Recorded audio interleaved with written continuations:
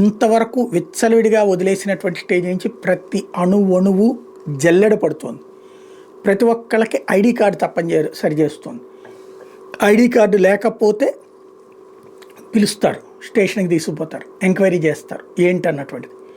ID card ఉండాలి అంటే మనం అప్లై చేసుకోవాలి. అప్లై చేసుకున్నప్పుడు మనం ఎందుకున్నాం, ఎంతకాలం నుంచి ఉన్నాం, ఏ పర్పస్ మీద వచ్చాం, ఏం చేస్తున్నాం, ఎంతకాలం మన అకౌంట్లో డబ్బులు ఎట్టబడ్డాయి, అదే ఇండియా నుంచి వెళ్ళి పడ్డాయా లేకపోతే అక్కడే ఏదైనా షాపులో నుంచి పడ్డాయా, ఏదైనా వ్యాపారం నుంచి పడ్డాయి, అక్కడ మనం పని చేసామా లేకపోతే అక్కడ పార్ట్నర్షిప్ చేసామా, దానికి అనుమతి ఉందా, ఇట్లాగ ప్రతి స్టెప్ అంటే చట్ట నిబంధనల్ని ఉల్లంఘించినా అక్కడ బ్రతికేస్తున్నాం మనం.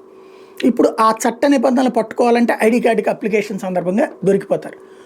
ఐడి కార్డు లేకపోతే ఎతికినప్పుడు దొరికిపోతారు.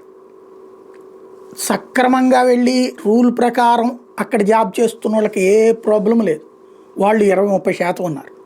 కానీ ఒక పర్పస్ మీద వెళ్ళి స్టూడెంట్ వీసా మీద వెళ్ళి వేరే పని చేయటం, లేకపోతే స్టూడెంట్ని పెళ్లి చేసుకుని స్టూడెంట్ వీసా మీద వెళ్ళిన వాళ్ళని పెళ్లి చేసుకుని డిపెండెంట్గా వెళ్ళినటువంటి వాళ్ళు వేరే వ్యాపారాలు చేసుకుంటాం, వేరే ఉద్యోగాలు చేసుకుంటాం, ఇట్లా చేసే వాళ్ళందరికీ ఇప్పుడు పెద్ద సమస్య.